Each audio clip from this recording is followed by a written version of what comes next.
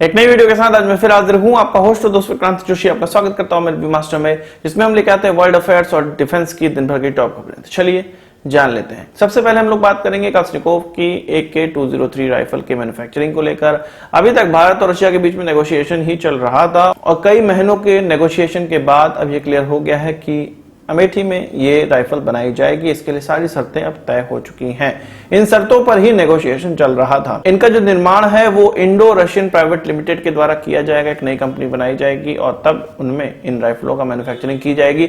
सबसे खास बात यह है कि इस राइफल के लिए कोई भी हमें रॉयल्टी नहीं देना पड़ेगा रशिया या रशियन कंपनी को। एक बार टेक्नोलॉजी ट्रांसफर का जो पैसा है वो लग जाएगा, उसके बाद कोई भी रॉयल्टी नहीं देनी पड़ेगी।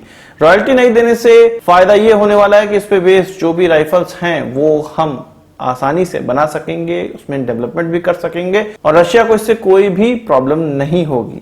तो एक अच्छा नेगोशिएशन इसको माना जा सकता है अगर रॉयल्टी हमें नहीं देनी पड़ रही है। तो बात कर लेते हैं अपने इंडिजिनस एयरक्राफ्ट तेजस की। आपको पता है कि तेजस का ऑलरेडी पहले 40 का ऑर्डर दिया हुआ था, तेजस MK1 का। इसके बाद 83 एयरक्राफ्ट का ऑर्डर दिया गया, तेजस MK1A इसको कहा जाना है। तो एचएएल का यह कहना है कि अगले साल के मार्च तक इसको पहली बार उड़ाकर देखा जा सकेगा।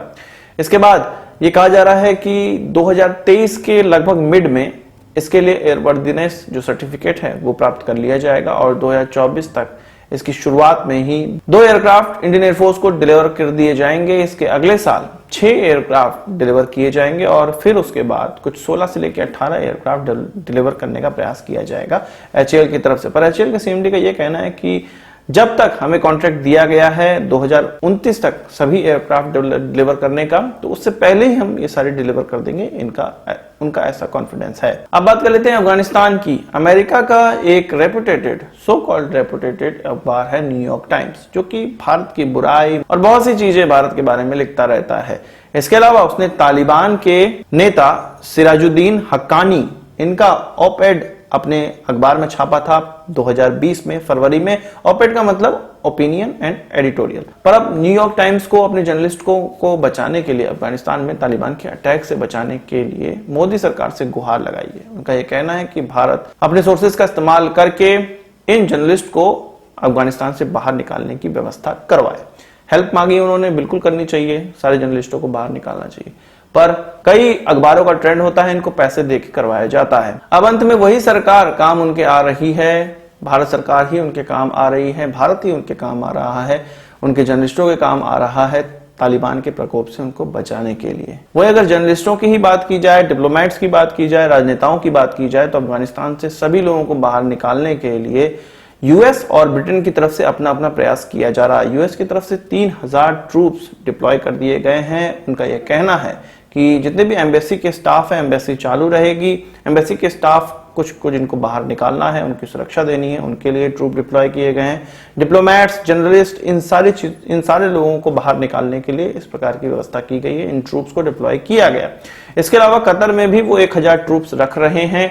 अफगानिस्तान से जो स्पेशल वीजा जो अफगानिस्तान के नागरिक हैं और यूएस के लिए काम करते थे, नाटो के लिए काम करते थे, जिनकी जिंदगी वहां पर खतरे में है, उनको यूएस बेचना है, तो उनका भी वीजा का प्रबंध किया जा रहा है, कतर में किया जा रहा है। इसके अलावा कुवैत में भी कुछ कहा जा रहा है कि 3000 से 3500 ट्रूप्स अमेरिका रिजर्व में रख रहा है ताकि अफगानिस्तान में अगर जरूरत पड़े तो इनको भेजा जा सके। यूएस के डिफेंस सेक्रेटरी का यह कहना है कि जो डिप्लॉयमेंट है वो धीरे धीरे पूरा खत्म हो जाएगा, अगस्त के अंत तक खत्म हो जाएगा, पर काउंटर टेररिज्म जो चालू रहेगा अफगानिस्तान में। और ये नहीं बताया गया है, ये समयावधि नहीं दी गई है कि जो 3000 ट्रूप जा रहे हैं वो कब बाहर निकलेंगे।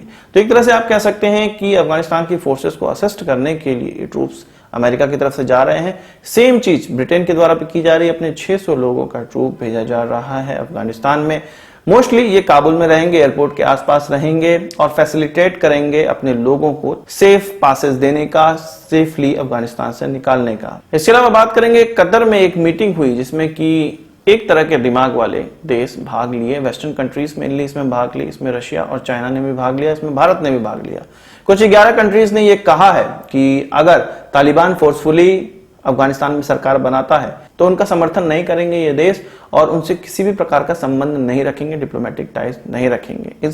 इन 11 देशों में भारत भी शामिल है और पाकिस्तान, जो कि तालिबान का हितैषी है, कहा जा रहा है कि उनको भी ये चीज कन्वे कर दी गई है और पाकिस्तान को भी मंजूर है इस तरह की चीजें। पर पाकिस्तान बैकडोर से तो हमेशा सपोर्ट करता रहेगा, उनकी तो आप बात ही छोड़ दीजिए। रशिया और चीन के बारे में कुछ नहीं कहा गया, पर वहीं कुछ रिपोर्ट्स का ये कहना है, कुछ इन्वेस्टिगेटिव जर्नलिस्टों का ये कहना है कि चीन ये बना रहा है प्लान कि तालिबान को रिकॉग्नाइज करने का। जैसे ही तालिबान अगर अफगानिस्तान में अपनी गवर्नमेंट बना लेता है, फोर्सफुली बना लेता है, तो चीन पूरी तरह से उसका समर्थन करने लगेगा। चीन क्यों नहीं समर्थन करेगा? हथियार की व्यवस्था चीन उनके लिए कर ही रहा है। अपनी जो CPEC है उसको अफगानिस्तान ले जाने के लिए, उसको किसी भी प्रकार की वहां पे गवर्नमेंट बने, चाहे अभी की गवर्नमेंट हो या जो तालिबान की गवर्नमेंट बन जाए, उनको इससे कोई मतलब नहीं। उनको बिजनेस से मतलब है। वो जिस भी प्रकार की गवर्नमेंट, जो भी प्रभुत्व वहां पर बनेगा, उसका वो सपोर्ट बिंदास करेंगे। और इसी चीज की तैयारी में चीन लगा हुआ है। चीन इस चीज की तैयारी में तो लगा ही हुआ है। ग्लोबल टाइम्स की तरफ से एक एडिटोरियल निकलकर सामने आया है, उसमें भारत को बोला गया है कि जो एक्सटेंडेड ट्रोइका मीटिंग से भारत को बाहर रखा गया है, जो कि रशिया की अगुवाई में होती है, वो भारत के द्वारा वेस्टर्न कंट्रीज के साथ देने, तालिबान के खिलाफ पूर्वाग्रह और पाकिस्तान के विरुद्ध कंपटीशन लेने के चक्कर में भारत का यह हाल हुआ है कि उसको एक्सटेंडेड ट्रोइका मीटिंग से बाहर कर दिया गया है या उसको नहीं बुलाया जा रहा है। बहुत ही सूक्ष्म प्रभाव रखता है अफगानिस्तान की बातचीत में भारत, ऐसा उनके एडिटोरियल का कहना है। तो भैया हमारे यहाँ कोई महत्व रखता हो ना रखता हो, हम किसी मीटिंग में रखते हो ना रखते हो, अफगानिस्तान से भारत का बहुत बहुत बहुत कम सा नुकसान हो रहा है, जो कि कश्मीर के कुछ इलाकों तक ही सीमित है। तुम्हारा जो नुकसान है पूरे पाकिस्तान में हो रहा है। दासू डैम का जो अटैक है, बस अटैक है, वो तो चीन को याद ही होगा। इस प्रकार की जो आतंकवादी घटनाएं या आतंकवादी है, वो किसी देश के नहीं होते, किसी देश के सगे नहीं होते। जहां से उनको पैसा मिलता है उसके विरोधी देश में वो अटैक कर देते हैं। तो आज के इस वीडियो के लिए बस इतना ही। आशा करता हूँ वीडियो पसंद आया होगा, आपको एक बड़ा हमसे जरूर देंगे। इस वीडियो से मुझे कोई सवाल सुझाव हो कमेंट बॉक्स में जरूर लाइएगा, और यदि आपने हमारे चैनल सब्सक्राइब नहीं किया उसे भी कर लीजिए, क्योंकि हम इस प्रकार की वीडियो लाते रहते हैं। नमस्कार, थैंक यू, जय हिंद।